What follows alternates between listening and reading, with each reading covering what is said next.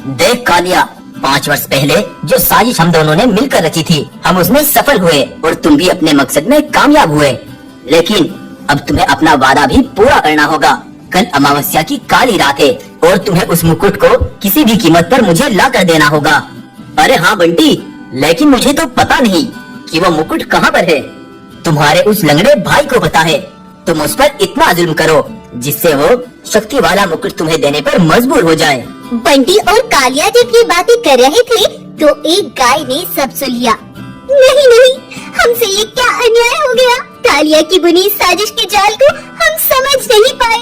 मुझे सबको खबर करनी होगी। चलो बंटी भाई, अब उस लंगड़े रघु शेर से वो मुकुट छीनने का समय आ गया है। आखिर ये कालिया किस लंगड़े शेर की बात कर रहा है और कालिया अपने किस मकसद में कामयाब हुआ था। दरअसल आज से कुछ वर्षों पहले रघु और कालिया अपने पिता के जंगल में रहते थे। कालिया बड़ा ही निकम्मा और बड़ा आलसी था। वहीं रघु जंगल में आम जानवरों की तरह रहकर उनके साथ काम करता था। वो जितना ताकतवर उतना ही दयालु भी था। एक बार गब्बर ऐलान करते हुए कहता है, सुनो साथियों, हमारे पूर्वजों की यह परंपरा चलती आई है कि जब बाप बूढ़ा हो जाए तो उसका बेटा जंगल का राजा बना दिया जाता है।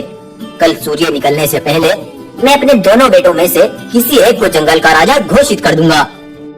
गब्बर के इस ऐलान से कालिया बड़ा परेशान था। वो जानता था अब जंगल पर उसके भाई रघु का ही राज होगा। उसके दिमाग में कई तरह की साजिशें चल रही थी कि तभी उसके पास एक बंटी बाघ पहुंचा। कालिया, मैं जानता हूँ कि तुम क्यों परेशान हो। मुझे पता चला है कि कल के बाद जंगल का राजा बदल जाएगा, लेकिन तुम जंगल के राजा बन सकते हो। क्या? वो कैसे? और तुम कौन हो? मैं तुम्हारे पिता का दुश्मन हूँ।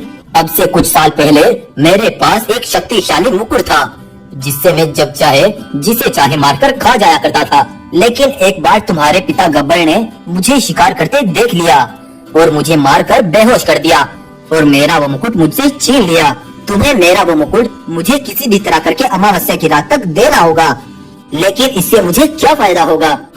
अगर तुमने मुझे वो मुकुट लाकर दे दिया तो मैं तुम्हारे भाई रघु जैसी एक खाल को पहनकर तुम्हारे पिता को मार दूंगा और तुम जानवर को बहकाकर अपने पिता की मौत का इल्जाम रघु पर लगा देना, जिससे रघु का भी किस्सा खत्म हो जाएगा।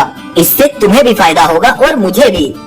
इस तरह बंटी ने रघु जैसी एक खाल पहनकर गब्बर को जान से मार डाला।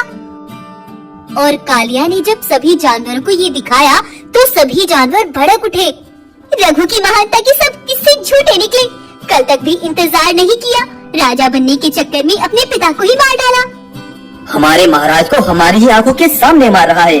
हम इसे जिंदा नहीं छोड़ेंगे।